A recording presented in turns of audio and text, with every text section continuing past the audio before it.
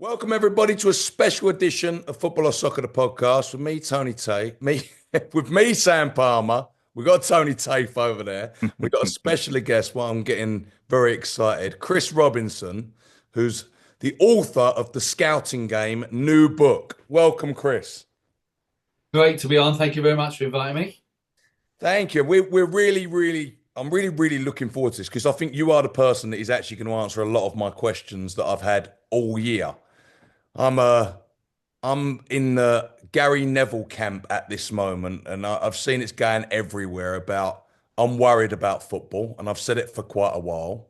You currently work in football.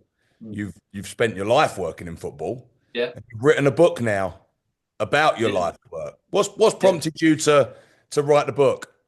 Well, I feel strongly that scouting, which is what I've been doing for the last 16 years. Before that, I managed. Before that, I coached. Before that, I played a bit. But scouting is under recognized. It is not valued enough. It's not respected enough. Every one of the players that we all really enjoy watching, all around the world, they've all been scouted by somebody. Someone has started them off, usually from grassroots. And so that role that scouts play, I think, is undervalued.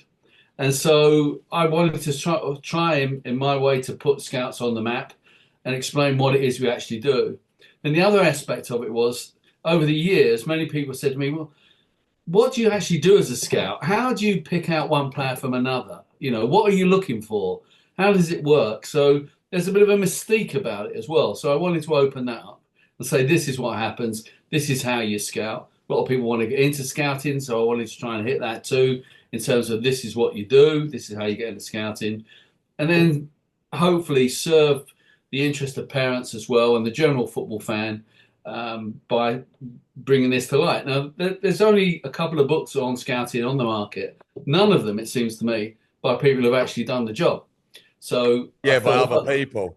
Yeah, so journalists and so on, which is fine, but I wanted to put this perspective out there from someone who's been working in 30 years in the game, and certainly the last 16 at the top level as scouting. So that was my motivation. And then the publisher said, let's do it, so then we've sort of been working at it since then. How It's long did great it take to finally write to the get book? out. How long did it take you to write it? It didn't take me that long to write the book, actually. It was about, I had 6 weeks. Oh, wow. Where I got most of it done, and that was the 6 weeks between. I left Chelsea after 12 years, and I couldn't start my new job as head of academy recruitment at Southampton till 3 months because of my contract. I had to have a gap.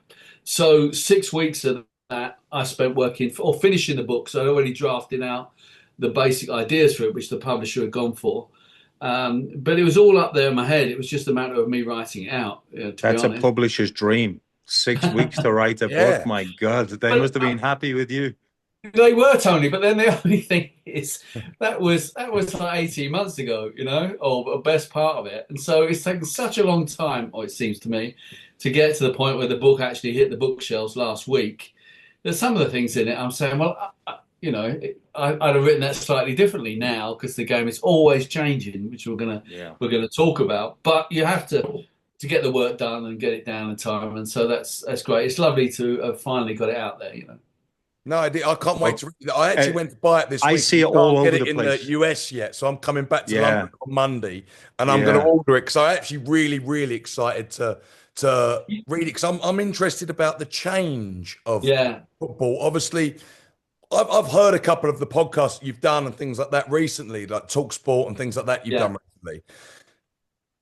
And obviously, without knowing you, did you were scouting for the top level academy of Chelsea? So you were not doing this in the parks like Hackney Marshes, for example, because there's a different type of scout, isn't there?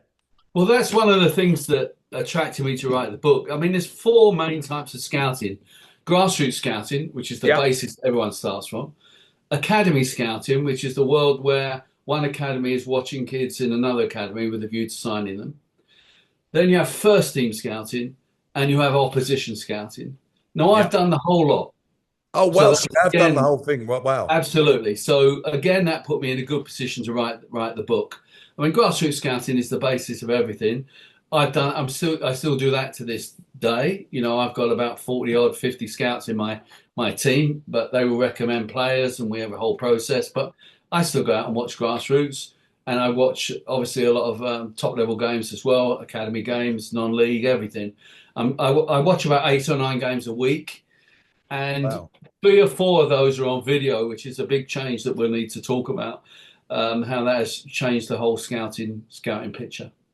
Well, that's incredible. So you'd see that amount of games, obviously, with the and I think of that, and that's what I want to touch on. So people wanting to get into scouting, because obviously when I was a kid, I can remember, and you probably know him, a guy called Dave Geiss was the West Ham one, and he was a solicitor Yeah, in Harlow, and he was the man that went and found like a lot of the West Ham boys that went there. It was kind of a part-time job, and then it evolved his job. I think that he actually then ended up looking after players. But is it still that grassroots? Is that still more of a part-time job than a full-time job? yeah, mostly. So of my 40 or 50 scouts I have at Southampton now, 30 of those will be doing grassroots, and most of those are part-time. So you people in all different walks of life, you know. Funnily enough, speaking of West Ham, um, West Ham have always had quite a few London cabbies working for them, and there's Always, quite, always. yeah, quite a few in the business, scouting business, because I suppose you can be flexible with the hours. And then the full-time jobs tend to be on the people who are organising, coordinating, managing, you know, and that sort of thing. But most of the part-time scouts, even at decent clubs, they're getting for a lot of hours that they work. They'll be out Saturdays and Sundays, probably, you know, once or twice during the week, and an average would be £600 or £700 a month, that sort of thing. Wow. Not well paid, you know. No. So that's one of the things that I wanted to get over. So if you take, How much time are they spending for that few hundred quid a month? well, let's say they go out Saturday and Sundays. Let's say they just do the mornings, so that'd be 8 hours. You know, probably 4 hours each day. Yeah. Any players that they see, they've probably got to write reports on. So you're easily up to 10 hours. If they go out to a training centre or watch training or midweek game, another 4 hours. So 15, 16 hours easy, you know. Wow. So that is a part-time job, isn't it? It That's is. an additional part-time job. Yeah. Yeah, probably. And they're not well paid. You know, it's not a Yeah. well paid industry. So you take someone like at Chelsea, one of the legendary scouts, still working, great guy called Ray Rembridge. Recently, Ray had Reece James, Conor Gallagher, and Trevor Chalobah all played in the same Chelsea first team. He recruited all 3 of those players, along with 60, 70 others over the years, you know. Now look at the value that he's created for that club just with Yeah. those 3 players, Hmm. you know. Connor was 250 sold for million, whatever it was, like 40 odd 40 million, you million. know. Yeah, it was like, yeah. Yeah. And what would, you know, Reece fit again, and Trevor, you know, easy 100 million, Easily. and without thinking about all the other players that he's scouted as well. So that's a tremendous asset for the club. We're talking about, he's probably been there 20 years, you know, so he's been doing it consistently. And yet we don't get the recognition, or he doesn't get, for example, get that recognition, you know, when we watch those From the club, or he doesn't get the recognition from the club From or from the football, I wider. suppose. I Yeah. think, yeah, I think it's football generally. People Yeah. overlook the scouts. The clubs vary as to how good they are in recognising that sort of contribution. There are lots of clubs who still, you know, when they're looking, the smaller clubs, certainly when they're looking for scouts, they want them to be volunteers. They're not going to pay them at all. You know, not Really? to get start. Oh, yeah, to get started. Why would people do that for free? Oh, you know, Tony, I've got people queuing up to do that Tony, Really? because because people love football. because it's Love football. Now, Yeah. when I Yeah. went to, you know, when I went to Southampton, we did have some scouts who on expenses only, but I changed that because I don't think it's the right way to go.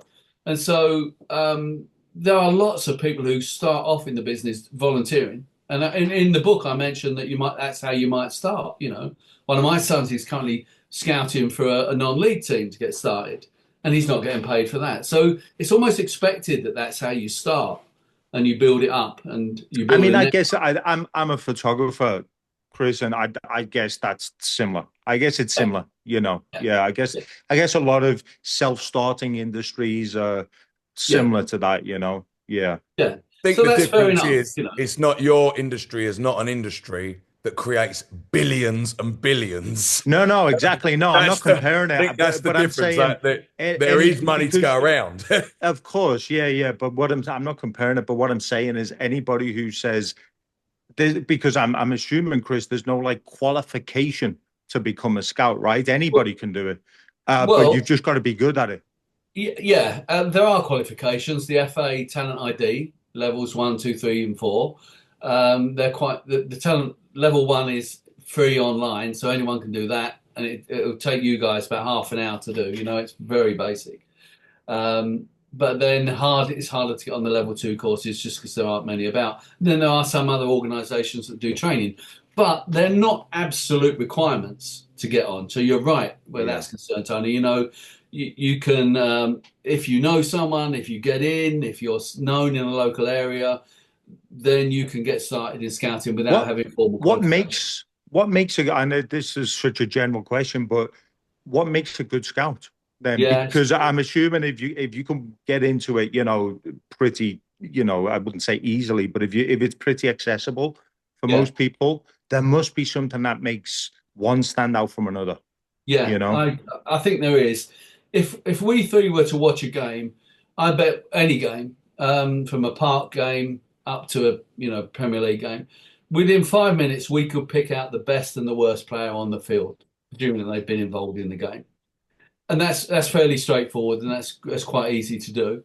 It's all the so and so's in between that are the challenge, because what you have to do as a scout is you're invariably looking to recruit to a different level than you're watching. So you might be watching a 10-year-old kid and thinking, what would they be like if we brought them into the academy from a grassroots team?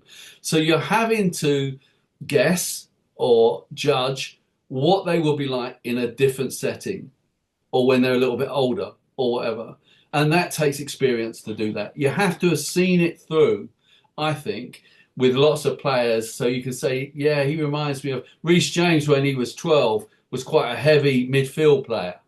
But he slimmed up and he got quicker, and he's always a good footballer, and now a top right back. So if you've seen those processes through, it does get a little bit easier, but you're still guessing. There is an estimate of that. So now you've got all the old dinosaurs like me. You go to a game, and a lot of the scouts there a few years ago, I mentioned this in the book, all old white guys like me.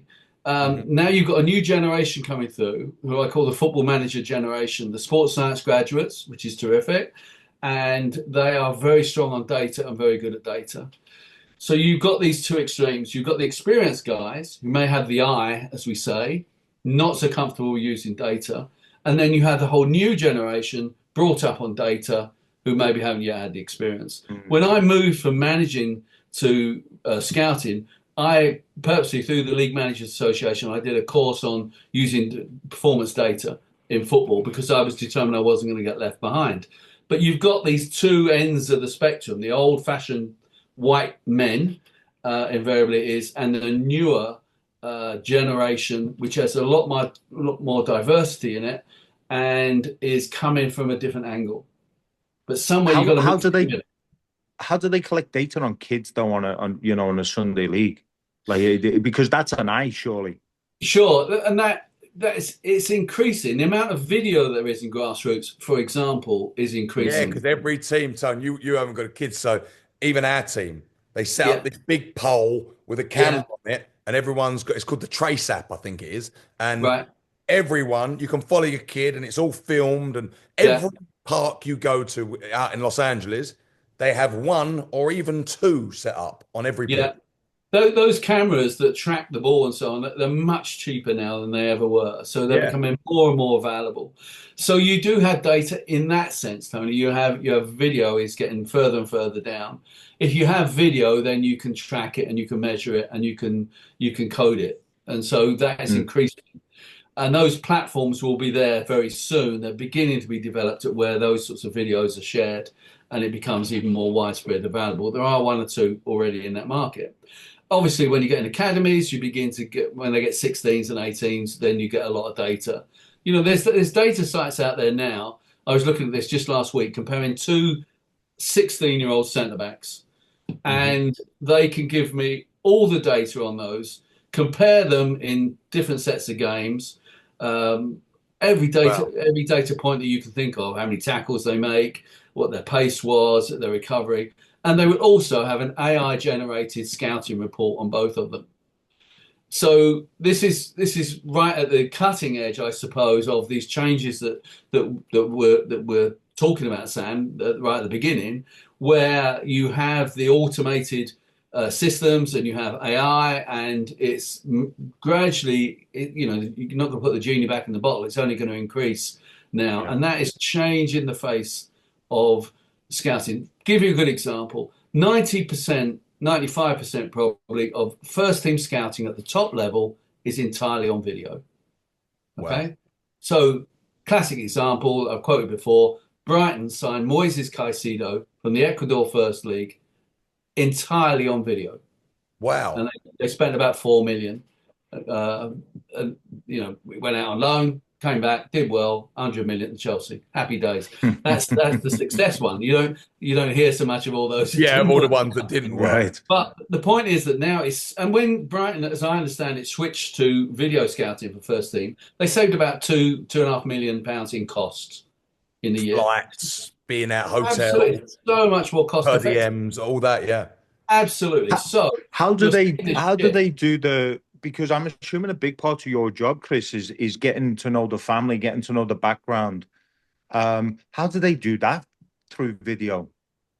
Yeah, it's a very good point, because let's say we go and watch a kid in grassroots, we don't know anything about the kid, watching them for the first time, just happened upon them. We look for clues in their performance as to their character, because character is so important. Are they bratty on the pitch, all that kind of stuff? Do they? What happens? Classic. The easiest one is what happens when they lose the ball. Yeah. Do they throw their arms up in the air? Do they wander about? Do they roll over or whatever? Or do they try and win it back? So that's an immediate one. But we're searching for clues. That's what we do as scouts about their character. But let's say I like the lad. I get someone else to watch him. They like the lad. Now we're going to inquire further. So then we would start finding out about the family, about the boy, what it's like at school, and so on. You begin to build this picture up. So that becomes really important. You can't see that on the pitch. You can't see that from the data, but you have to have your networks, and that's where a massive part of being a successful scout is having a network of people. My phone, as my wife will tell you, never stops, because it's with WhatsApp and phone and what have you, agents, other people in the game, and this is what I live by. I'm not complaining. That's my lifeblood, to get this information. And classically, if there's a player that we like, almost wherever they are, I'll know someone who I can phone up who might have worked with that kid before, or know someone who has. What are they like off the pitch? So you do your due diligence that way. But the amazing thing, there's still Premier League clubs. The classic is Tonali at Newcastle United, where allegedly they spent all that money on him. Very talented player, signed him, and only then discovered that he had this very serious betting problem.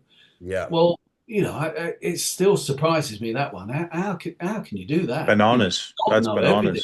At that top level, there's no excuse. It's easy. There are companies who specialise in finding everything out about a player. When I was at Chelsea, we were looking at a player, and they do this software search on their Twitter feed or their Instagram feed, and how many words come up. And for this particular player, the word Nando seemed to come up quite a bit. So that sort of gave us a clue. Mika Richards, was it? He's always banging on about it.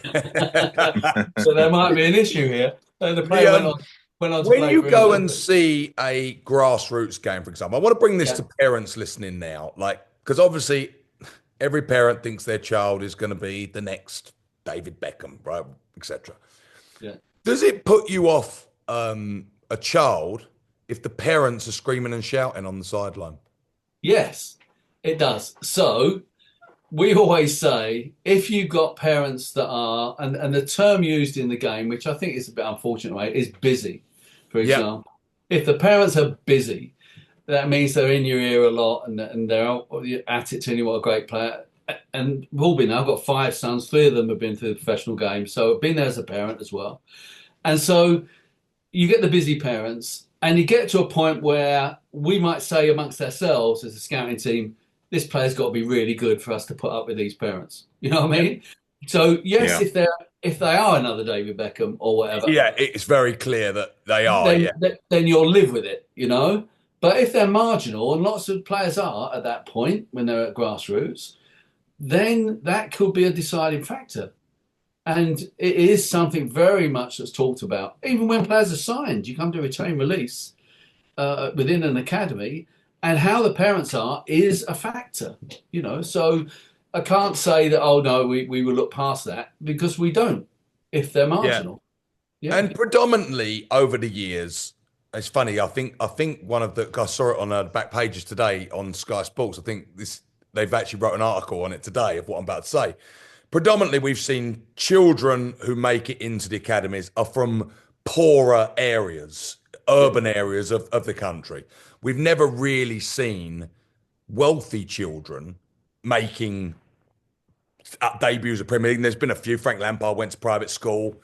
But are we still seeing that is the predominant area? And I'm bringing it on to a bit of an extra question is one of the things I would think is harder for you is because kids don't play outside anymore. So are them kids still playing outside more than wealthier children? What are you seeing in that sense? Yeah. So firstly, you're absolutely right. Football is a working class sport, Yeah. and it's a numbers game as well from a scouting point of view. So you would tend to go where there's more kids anyway. So you tend to go to the cities because there's more football. So logically, you know, you've got more games to watch. But they would tend to be the inner city kids that are doing well. So the most productive area of the country for producing professional footballers is South London, you know, Yeah. Croydon up to sort of Lewisham, that area. Used to be the northeast of England. Now Yeah. it's that part of London, okay? So, you know, whole list of Callum Hudson-Odoi, Jadon Sancho, on and on and on. So that area, which is quite a relatively poor area in London, is the prime example then of the sort of profile that you're looking for. That's Yeah. why it's flooded with scouts. If your kid is really poor, they can't. Maybe their parents can't access, don't have the time to access, can't afford for them to be playing subs, playing for a local football team. So that's a problem with the decline in school sport. You might not have other opportunities to see the kids. So you have to be inventive. So most clubs, or most of the big clubs, we used to do this at like Chelsea, will just find a local cage or whatever, circulate the local schools and say, send along your 6-year-olds that are interested in football, and we just do an open house like that, you know, Right. and you have an hour, because you're aiming at the kids then who you won't see in the under 6 or under 7 leagues that are organised. This is you're trying to find a kid who is just literally, you know, off of the cage sort of thing, Yeah. and it works. It works. I remember back in the day, saw it at Chelsea. Kid turns up in just in jeans, didn't have training kit to play in. Turned out it was Jezrein Rexaki now playing in the Premier League. So it absolutely happens, and you have to try and get beyond the economic barriers there are to participation, because it's talent that we want. But still, broadly, it is the working class areas that produce more footballers. There's more Yeah, because football. I think it was an Arsenal player that I saw. I saw it flash up. I think there's an Arsenal player, and he went to a private school, and they were. I think the article is the rise of kids coming out of private schools now that Yeah, are getting into football, which actually shocked me as I sort of saw it. yeah.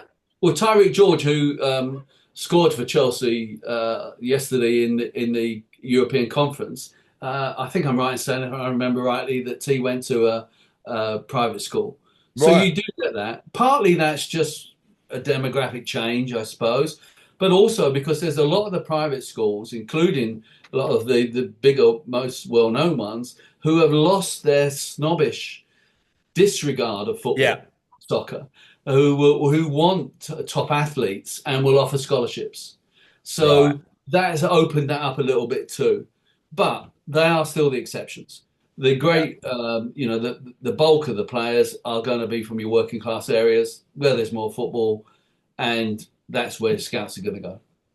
And next question, what, how, and actually, you worked with a guy, one of my best friends, Zach Worcester at Chelsea. Yes. So, Zach, mate, we were having this debate on a WhatsApp group the other day, and it was about the boy who is at Liverpool, Rio. Yes. I'm not going to embarrass Nguma. myself by trying to pronounce his Yeah. last So, name. What is Nguma. it? Nguma. Okay. so Nguma, he's okay. in Liverpool's first team, played in the FA Cup. He was Yeah. at Chelsea, Yeah. but even more shockingly, he's from Forest Gate. So really, he's West Ham's catchment area Yeah. as well. Yeah. Obviously, Liverpool have managed to get him up there. But Yeah. Zach said something that was quite interesting to me, and it was he said teams like West Ham now are going to really struggle to get these kids because obviously Chelsea set up, and I would say Chelsea were probably the leaders of it, the Super Academy, really, and they Yeah. brought the best players in. How Yeah. difficult is it now for your West Ham's, your new job, Southampton, Yeah. etc., Yeah. that level of club? How is it? How hard is it to attract them boys now? It is tough. And funnily enough, perversely enough, one of the reasons I was really interested to go to Southampton after nearly 12 years at Chelsea was I wanted the challenge. Yeah, Being very competitive, what attracted me was the idea, could I go and sign players who can beat Chelsea on a fraction of the money that hmm we had and the resources? I just found that really interesting. And can we do that? So there is a whole food chain in football, massive food chain. You know, I went to watch Rio play week before last for England under 17s, playing against Northern Ireland. And just across the front three, you've got young boys there. I won't name names, who in their first professional contracts are earning in excess of £20,000 a week. yeah, And they Under haven't, 17s. yeah. So they're Wow. just starting their first, and they haven't. Most of them won't have done anything in the first team yet, but they're all at the big 4 or 5 clubs. Whereas the great bulk of all the rest are nothing like that. So you've got this huge gap between the really rich clubs, the Chelsea, Man City, Liverpool, Man United. They are paying fortunes. And most of the other clubs are nowhere near that in terms of what they pay once those players turn professional and can get paid even as young professionals, or that they can afford to buy those players from academies because there's a whole process to doing that. So you have this very imbalanced market within football. And yes, the big clubs with all the resources, more scouts, better paid scouts, they've got a much more reach, and they will mop up the best of the talent. So they think. Anyway, yeah. so And I was under the impression, Chris, and you'll know this more than I do, but I was under the impression with Liverpool, they're very modest in what they pay anybody who's not a professional, you know, very modest in even small things like the engine size of the car they can drive, you know, the watch that they wear when they come into train and all that kind of stuff. Is that the case at Liverpool, or is that just good PR? It is good PR, and I think it may traditionally have been that. But just ask yourself, why would one of the top talents in the country, Yeah, I thought that too. leave you know what I mean? London to go to Liverpool? Yeah, Yeah, Yeah, go because there. So he is apparently a very special player. he is, yeah, he always has been right the way through. A lot of talent. I think he came, as you say, East London boy. Lester Thomas, I think, was the scout who brought him to Chelsea. To give credit to the scouts again, then Uncle Lester. And yeah, he's a talented player. And there are in that England team at the moment. You look at Max Naumann, who's in the same England team at Arsenal, the boy at Arsenal at yeah. 10.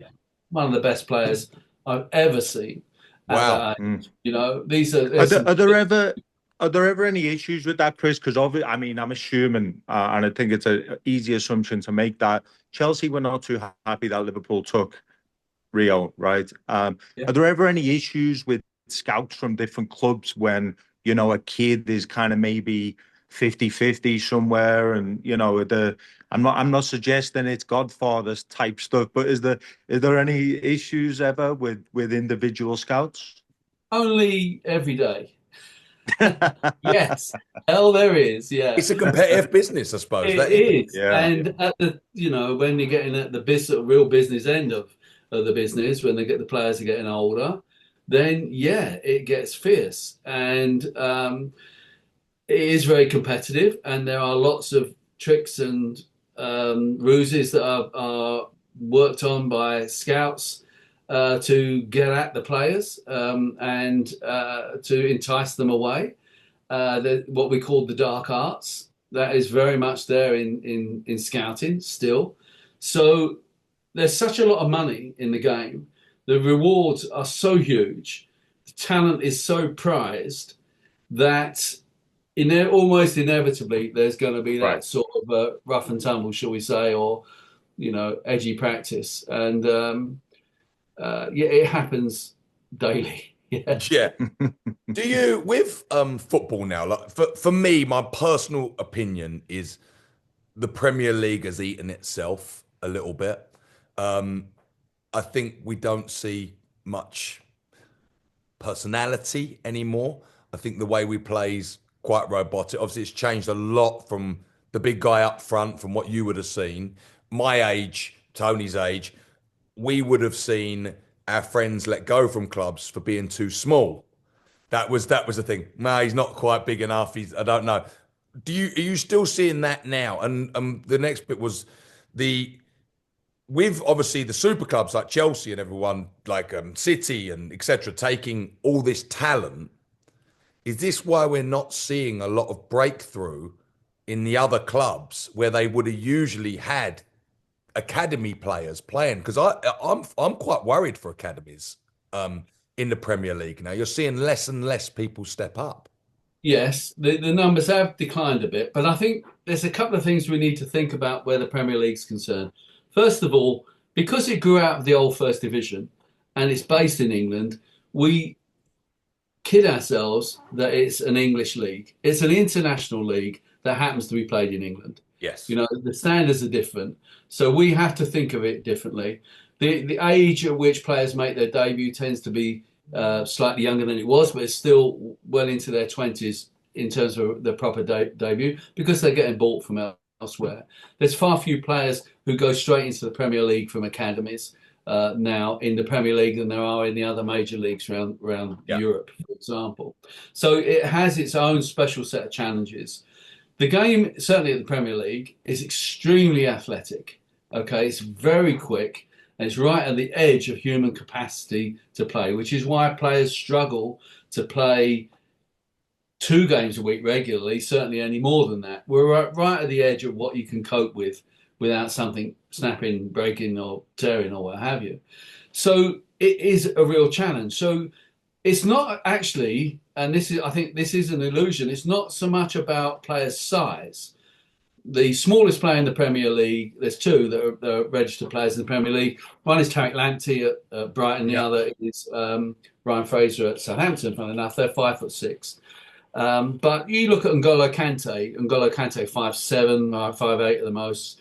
So he wasn't big, but very strong and very athletic. So you in certain positions, it doesn't matter too much what their height is, given a certain minimum, I suppose. But they've all got to be strong. So when parents say to me, "Oh, the academies will think my kid is too small," I say, "Don't worry about that. They'll be as tall as they're going to be. They've got to have good core strength. That's really important, and they've got to be quick." So what happens often is that the smaller players are not strong enough, rather than are not tall enough. Obviously, if you could be a goalie, centre back, then there are issues there. But around the edges of the pitch, you still got space to do that, or you could argue in centre mid. But it is a very athletic game, and that's not going to change. It's not going to get any slower, and teams can cancel them out. But the game continues to evolve. You mentioned there that the idea that the big guy up front, has sort of gone out of style, if you like. Yeah. Nottingham Forest, surprise team of the season. Chris Wood, yeah. They've got Wood up front, and he's an old-fashioned striker. So it goes around and comes around again. But generally, I would agree with you. We're seeing a lot more of the Jamie Vardy type of striker, shall we say, rather than even like the Harry Kane. So you're seeing more of that. We just signed a boy from Northern Ireland who's an old-fashioned striker because the sort of striker that holds the ball up and allows you to push up, enables you to be a possession team, but further up the pitch. So things go round in cycles. Does Get it more affect athletic. your thinking? Does it affect your thinking, Chris, now? Because obviously the style of play is a million miles away, isn't it, from what it was 20 years ago, maybe even 10 years ago, passing out from the back, all that kind of business. Um, does it affect your thinking when you're looking at a player now with one eye on this is what we're doing now? If it's a 15-year-old kid or a 12-year-old kid, what are they going to be doing in 10 years' time? You know? That's a really good point. There's two aspects to that. Firstly, we're saying the game is changing. So if we're looking at a under nine, which is the youngest we can actually formally sign players, although they're engaged in the academy system 6, 7, and 8, they're the priority ages. At 9, they're not going to be playing first team football, what, 10, 11 years? Who knows what the game's going to be like in 10 or Yeah. 11 years? Yeah. Mhm. As we're saying, look how much it's changed. And the second thing is, you hear these people all the time. I see them on, and I'm sure you do on social media. And they'll say, the first time I saw Marcus Rashford play, 7 years old, and I knew he was going to play for England, Yeah. And I always say, well, you should come and do my job because I can't Yeah. tell. And I say to my scouts, tell me 2 years in advance. So if he comes in and he's 14, I think it's a reasonable question to say, do you think we'd be offering him a scholar at 16? Yeah. But I don't say to them, do you think he'll play for our first team? Because who knows? So much can change. So you can only look a couple of years ahead and you have to compare them with what you've got and are they better or different and have an idea of what the standards in the game are. Are they what we call an A-class player? An A-class player for us is a player who would be walk into the top Manchester City, Chelsea, Yeah. Arsenal, whoever you think are the top academies at that age. That's an A-class player. We might not have any in an age group, but that's what we're striving to get. Now, you've got to know what those standards are, and you've got to judge it now and maybe 2 years. Beyond that, forget it, because the game will change, the kid will certainly change, and we don't know Yeah. how that will change. So does it drive you nuts then? And Sam can speak to this better than I do because he watches his boys play football. When kids coaches are having the keeper roll the ball out to the right back where Well, they're like 8 years old. no, I think we want kids to play and we want them to have lots of touches. What drives me more balmy is where the goalie kicks it downfield and gives possession away. So I would turn it around the other way. I Okay. think teaching kids that, yeah, we want to keep the ball and we want to progress, though. We want to go forwards with it. That's fine. And small-sided games, let's get the kids on the ball. Let's them have, particularly when they're young, loads of touches, loads of familiarity with the ball. And what I think it does get grating, though, when you see coaches repeat things for young kids just because they've seen the top teams doing Yeah. without thinking why they're doing it. So, for example, if you get 11 aside, you'll see the two centre backs go into the area and the goalie will pass it to one of the centre backs because that's what they do. Some of the teams do on the Premier League. And I'd love to ask those coaches, why are they doing that? Because in the next minute, you might see that centre back knock it long. Well, the goalie could have done that. We're no further from, it's no different, is it? But I so had they it follow last, I had back. it 2 weeks ago actually with my boys' team, and I'm not one of them parents that shouts on the side or anything like that. But because I think kids, my boy's 10, he's never going to be a professional footballer. I know that, but he could play at a nice level, and but I listen to these parents and they're basically convinced their kids the next Messi. I just say like I don't think you've seen what boys at that age can Yeah, do, and they think because they score a goal, goes over a small keeper's head, he can shoot.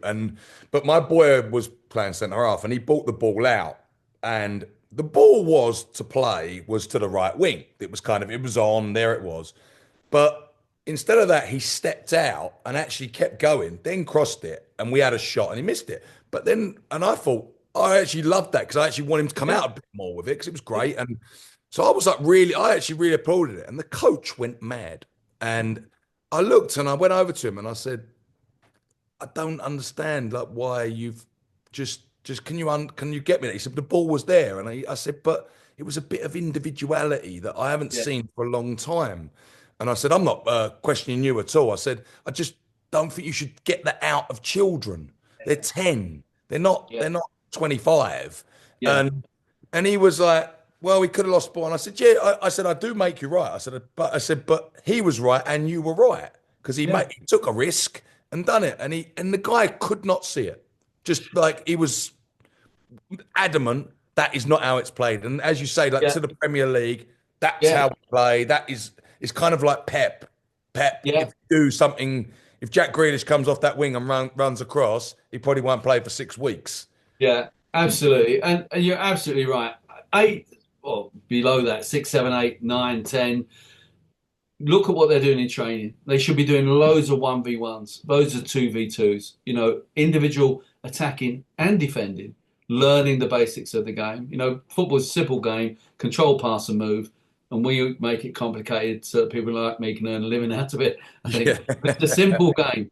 And you keep it simple for kids, loads of touches, loads of those individual battles until they get to the point. I mean, you can go along in grassroots training and watch them at 10, 11. Maybe it applies to your lads, Sam, where they're almost like doing phase of play stuff in their training. And you think, or working on set pieces and things, and you think, what is going on? They were It's doing it because, last night at my training. well, there you go. It's about coaches understandably wanting to win. And I Yeah. am as competitive as anybody. That's why I was hopeless when I was coaching my kids' teams back in the day, because I just wanted us to batter everybody. So Yeah. I backed it up. I was hopeless because it all mattered far too much to me. But they got to have an understanding of what that player is, what you as you're trying to arrive at the player when they're 16. That's And of where course, I would like to see. And I think that's what a lot of people listening who might have kids don't actually understand. As you said with Reece James as a midfielder, kids actually, where they go into the Premier League is a lot of the time not actually where they played. I yeah, think the benefit of a children, if you could start a club like my idea, and I said this at training yesterday, is every child plays in a different position every week. Now, yeah, you probably won't win every week, but by no. the time they get at 10, by the time they get to 13, you probably will be the best team out there because you've got Yeah. a team that can fit together anywhere. Or you would have developed more Develop rounded some people footballs. with left feet, right And feet. I think when they get to 13 or 14, that's when they begin to need to identify where they are going to play on a pitch Yeah. in general terms. I think every player should be able to offer three positions in, let's say, in a 4-3-3, for the sake of argument, that they can say to a coach, yeah, I can play left back, I can play left centre back, or I can play left centre mid or defensive mid. Yeah. Three positions. And they should be able to do them well. Because from a purely practical point of view, when they take that massive step into adult football, which is really the hardest step of all, they've got three chances out of 11 of getting a shirt. I get kids come on trial and say, I said, where do you play? I play as a 10. I said, well, that's great. We're playing 4-3-3. We're not going to play with a 10. No one Where plays do a you 10 play? for the Or last whatever. 15, 20 years. Yeah. Absolutely. So you want to begin to specialise, but you want to increase your chances of getting a shirt on the team. So Miles Lewis-Skelly doing so well for Arsenal now. He Yeah. was always a very good box-to-box midfielder, Miles, But Wow. he's had his opportunity because of the way the game's changed again, like Tony was saying before, to come in as a left back for Arsenal, stepping into midfield. Because suddenly, by the time he's got here, that is what a lot of coaches New want. role. Yeah. Midfielder. They want that overloading midfield from one of your fullbacks stepping in. Now, no one played like that when Miles was 10, 11, 12, so it would have been pointless him, specialising in doing that because that role wasn't there in that sense. Mm. But he's a good all-round footballer and a really good athlete and a top lad as well. So he's got a lot going for him. He's developed as a player. And that's what we're trying to develop footballers, not left backs or right backs, particularly at those younger ages. That's the key. So you would say like the key takeaways, I get it, is obviously touch awareness, what you do when you lose the ball, and if you can get your child to be very quick. So running is actually from a young age is Massive. probably one of the most important. If you Yeah. do you think you've got more chance? Like if I've always thought of this of being a goalkeeper. Have you got more chance of standing out if you're a good goalkeeper? Well, it's interesting that finding good goalkeepers is really difficult. At any age. Yeah, it is. They've got to want to do it. Yes. That's the thing. And nowadays, though, they've got to want to do it, but they've got to have the feet of outfield players. Yeah. So they need to have played as outfield players in order to get that good with their feet. That's a requirement of the game, obviously, now. the sweeper keeper, that whole thing. So we're putting up lots of difficulties, and so the kids are not going to know until they're later, maybe. And then you still have some clubs that really saying, well, they've got to be 6'3", 6'4", you know. So you have all these sort of selection points. They've got to be 6'3", 6'4". Not that every club is still doing that. They've got to be good with their feet. And then, oh, by the way, they've got to keep the ball out of the net, you know, and they've got to be agile and they've got to be quick. So if you were a dad, like me, I'm 6'4", right? So I know right. my boy is going to be, he's going to be big. His granddad's Yeah, big. So if you were a dad and you were obsessed with the project footballer, that's probably the best shout you could. The probably yeah, I can making see the the kid be able to argument. play, but also he's got to want to Yeah, go in goal. That's the tough. that's But if true. you've got a kid that actually does love going in goal, like, because we got one on our team, he loves going in goal. So you Yeah, just think if you really worked him, and put him on pitch and done all that, you've probably got a better chance of making it than an outfield player yeah. almost. Because Although they, not every team has three goalkeepers. that's right. And although it's only one shirt in the 11, to go back to my other argument, they are hard to find.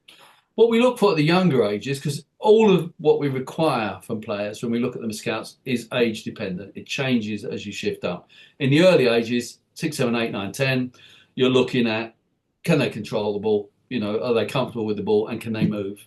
And then you Mhm. add on the psychological and the tactical stuff as they get older. So as goalkeepers, when we're looking for young goalkeepers, probably the most important thing that we look for is, are they brave? Because that's Yeah. something you can't coach. And a classic way of looking at that is, if the ball drops to a forward in the box, does the lad go towards the ball or do they back off? Come back, yeah. And without that Yeah, instinct you're of never going to get it, bravery, yeah. it's going to be a struggle. You know, it really is, because you do need that little bit of madness to be Goalkeepers are well known to be a little bit off the absolutely. reservation, aren't they? Yeah, absolutely. And you've got to have that, and they've got to be brave. Otherwise, it's going to be really difficult for them going forward. And then all our goalkeeping coaches say, yeah, if they're brave, if they're good with their feet, if they want to be in goal, we can teach them the technical stuff, how to handle the ball and all this sort of thing. They're skills that you can pick up.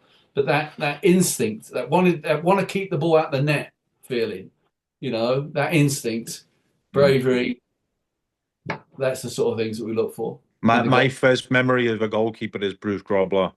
Right.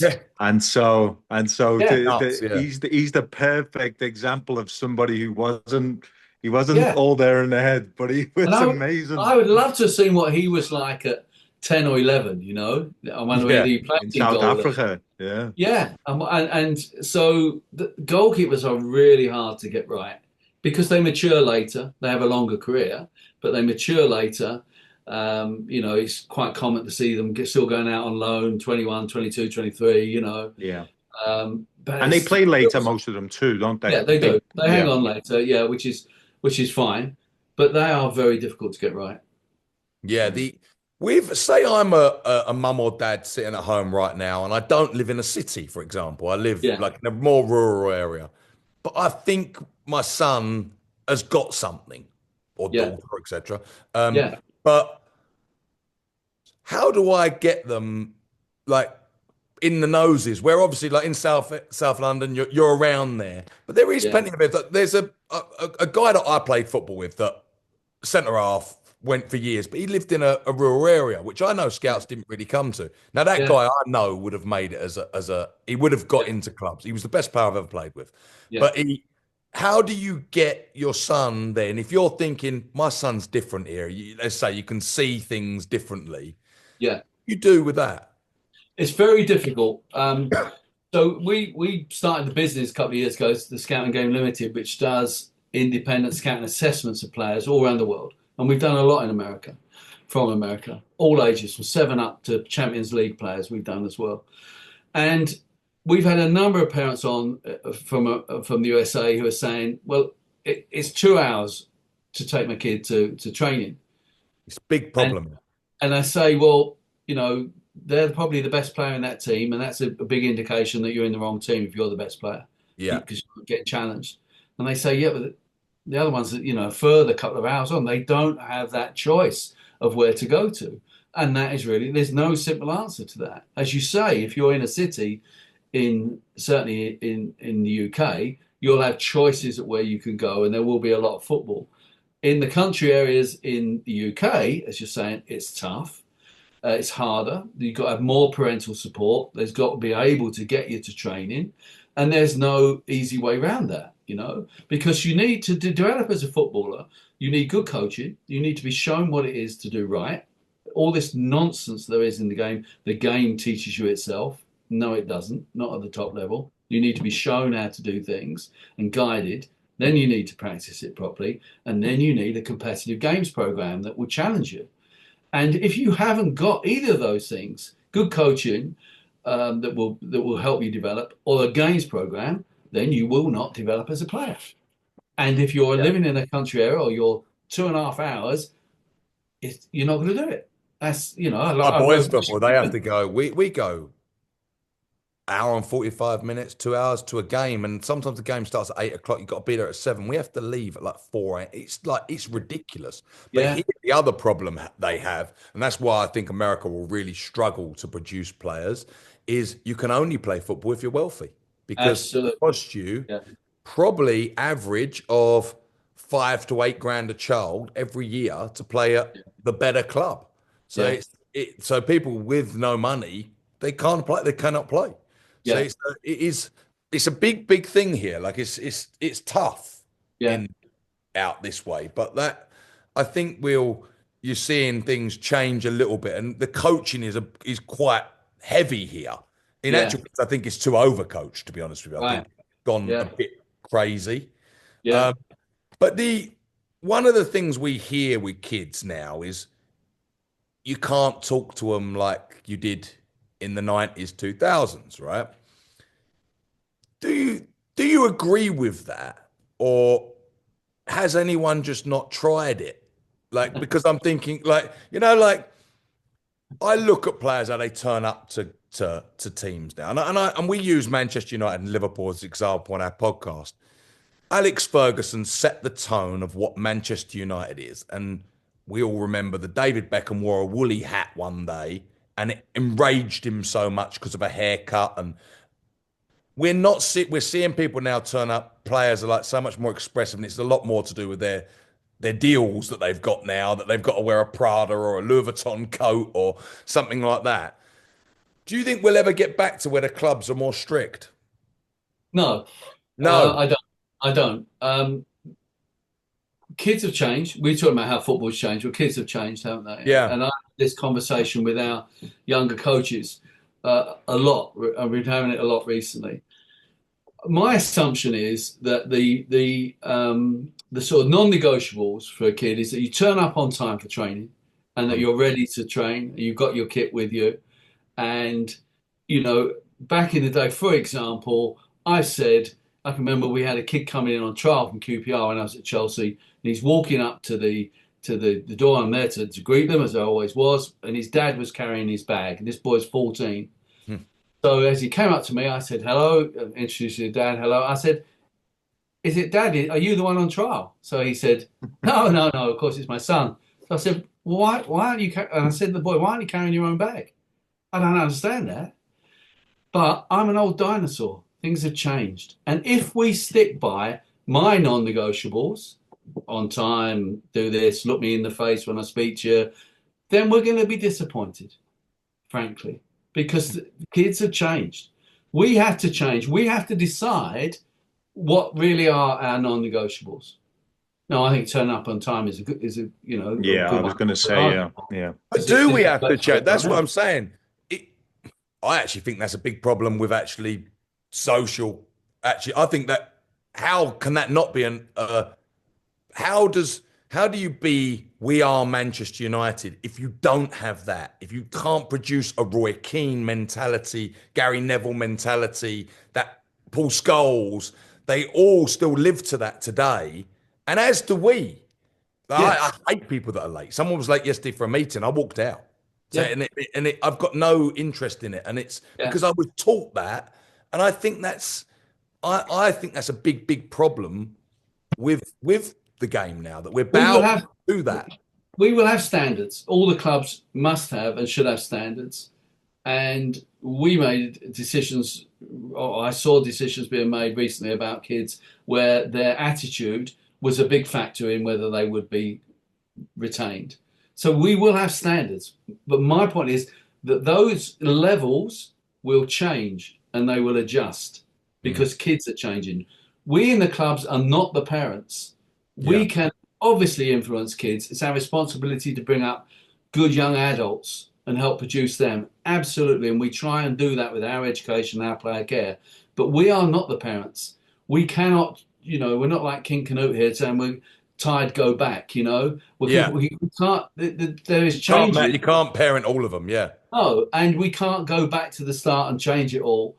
That's the way that, so we have to adjust. That's what I'm saying. We have to decide what actually is our non-negotiable. What will we not put up with? So for things like, for example, racism, we're not going to put up with racism, and there's more and more women in the boys' game, the men's game. We're not going to put up with sexism and misogyny. These are not acceptable things. We're not going to put up with bullying.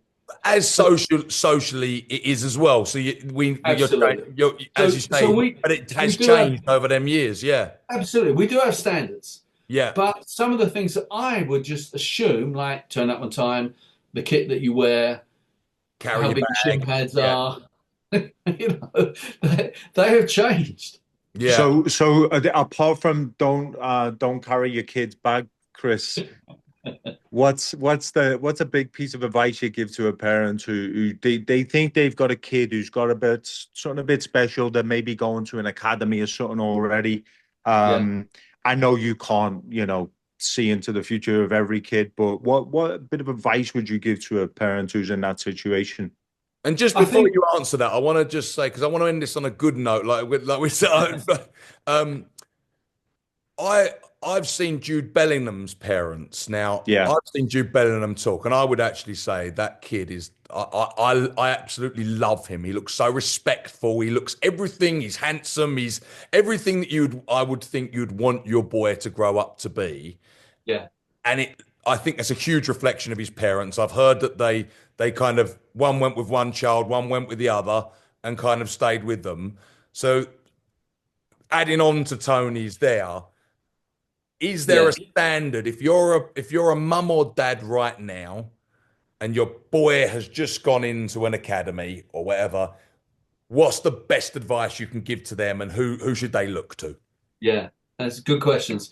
So firstly, Jude's dad used to play for me. I signed him when I was a child. He was a striker, wasn't he? Yeah, Mark. Yeah, he played forever in non-league and always scored goals. Real good guy. He was in the police, I remember, when he was part-time with us when I was at Cheltenham. So a really nice family. And so when you look at the kids that are really well behaved, that really have their heads screwed on, and they've really got that application. Miles Lewis Skelly, that I mentioned before, Miles's mum, Marcia, one of the brightest women that you'll ever meet, really smart, really tuned in, and a great role model. So it's not surprising when these really good ones, you look in the family, just as when you look at those who turn up late and they turn up unprepared and so on, then sometimes you can see where that comes from. But the other thing I will say is that having a kid in an academy is very demanding on the whole family. And not all families have the resources to deal with that, whatever that might be. I was speaking recently we had one kid at our academy and mum's doing 2 jobs, single parent, other kids in the family. And, we are there then to help the kid out in whichever way we can. But to go to the point of, well, what can parents do then to help prepare their kids? They've got to get them ready to work hard, I think, and they've got to get them ready to do their best. And the way kids do their best is from encouragement and positive reinforcement, I think. Kids will get nervous when they come into an academy. And I'm often asked by parents, my kid, he's a good player in training, but he gets nervous in these big games or if a scout's watching. And I always say, firstly, learning to being nervous isn't a problem, because you'd be daft not to be nervous in some ways. But it's learning to deal with those nerves and turn them into a positive. And what I try and say to parents, and this is, I think it's good advice for them coming in on trial, get the kid to focus on the process. In other words, have you got your right kit with you? Have you done everything you can? Are you on time so you're not hassled? When you start playing, do the simple things. Focus on this pass, on that tackle, on that run, the things immediately in front of you. Don't think, oh, am I going to win this game? Am I going to get selected? Is the scout watching me? Focus on the process, not the outcome. And I think that's a good guide to overcome nerves in terms of any games, but particularly on those games where you think you might be being judged. Just focus on what you do and do it as well as you can, and don't try to do things that you don't normally do, and trust the process a bit. Kids think they've got to come and they've got to beat 4 people and put it in the top corner. Well, it's lovely to do that, but it's the basics. You've got to trust that the people who are judging, and get football's a game of opinion, and I'm one of the people who get paid for their opinions, so that's just how it is. That often it's doing the simple things really well that we will find really interesting. The simple passes, being able to lay it off first time because you've seen the pass, covering so that you can step in and make an interception and when you're a defender. These simple nobody things, ever criticized Xavi for that, did they? Absolutely, yeah. So look at the simple things that those top players do really well, and not focus on the outcome of the game. Focus on doing the simple things well, and the things that are immediately in front of you. And if you get your kid to do that, I think they will perform better generally. And encourage. Don't scream. Absolutely. Oh, I know people that do it when their kid makes a mistake and they go, oh, and the kid, you see them. Yeah, they're not going to learn. And then they just start kicking the ball. Equally, the language is important. So maybe my boys are all gone past football age now, but they're all extremely competitive, which is not always the best thing in life. It makes like Christmas game time and carnage. But anyway, the point is that I would never say great shot if they hit the bar. Hitting the bar isn't a great shot. Hitting in the goal is a great shot. Yeah. Hitting the bar might be a good effort. Well tried. Next one goes in. They're positive things. But don't say to the kid, oh, that was a great pass, when he's giving it away. So you've got to be consistent with what you say. And yes, you can be encouraging. And general encouragement is what you need. One of the other issues we get is the kids whose parents are so much involved in their game whilst it's going on, they will be the sort of kids that every time they do something, they'll look to their parents. They do it every time. I've seen it. And that is not helpful to the kid. That's not going to help them focus on the process. So you've got to get away from that. So just general encouragement, good effort, well done, good run, well tried, these are good things. But don't flannel them. Don't tell them when they've done a great shot when they've hit the bar. You see it in America a lot when a kid just boots it and they'll go, great kick. Yeah, they clear it upfield, and that's a celebration. They didn't even connect with it right, and you're like, you can't be realistic. I said that to someone like a few months ago. I'm like, I said, don't shout out because he's not actually done a good pass there. It's like he just kicked it wildly and actually give it away and actually scored. It's like. But they don't understand. Like, the Americans, they don't understand. It's like they're learning a lot of the dads. So I give that as well. Absolutely. And you don't want the parents anywhere to go into too much detail. They're not coaching the kid when they're playing. That is a mistake. And I always found that difficult. And I had to try and learn that when my boys were playing. But I did try not to coach them. General encouragement to everyone that's playing, actually, both teams. Try and be sporting, try and give them encouragement as much as we're super competitive. And it's okay for kids. We want kids to be competitive. I mentioned in the book, which is available in America, by the way, on Amazon.com. Is it on Amazon, is it? .com. Oh, absolutely. Yeah. Oh, I was on Audible. I couldn't find it. Yeah, it's definitely in Amazon.com. And I did have a link for it at one point. Oh, perfect. Can you send it, Chris? And we'll also post a link as well. I will. Yeah, for anyone, obviously, the scouting game, an insider's guide to talent spotting football's next stars by Chris. Sam, He's got it in his hand. The only Here's right. what here. I'm actually Signed copy really, this one. really looking forward to reading it because actually now It I is. know I want to read it on the. It's on there, Tone. It's funny. It Me, is, both, look, yeah. we're both idiots. Look, Excellent. No, but I tell the story in there. I went to watch a 10-year-old kid, and it was a cup final. And at the end of the game, I went up to him, and the boy had lost. They lost right late in the game, and boy was in tears. And the dad said, "Oh, I'm so sorry." He's crying.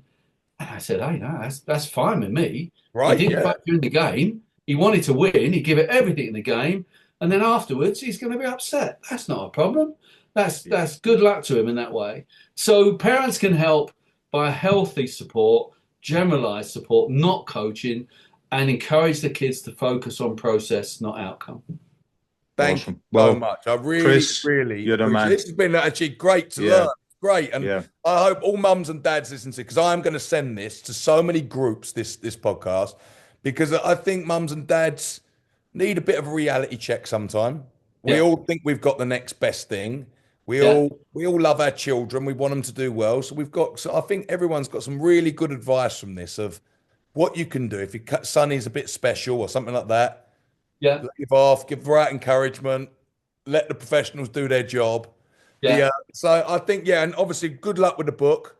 Thank you. And I can't wait to read it. And we'll do a bit of a review on it, Tone, when we've read Yeah, it. we will do, mate. gonna Yeah, get yeah, on it, yeah. absolutely. Because We will. I've just got it absolutely. there, and I'm on a plane on Monday, so I want to read it on the plane while I'm. There you go. Perfect for me. It's Ideal. what I want it for. This scouting game, right, Chris? The scouting game. Thanks so much for your time. Being really Pleasure. generous and been great to chat with you. Let's keep in touch. Yeah, absolutely. Happy to come back again. Thanks, guys. All the Thanks, best. Cheers, mate. guys. See you Thanks later. a lot, Chris. Cheers now. See ya. Bye.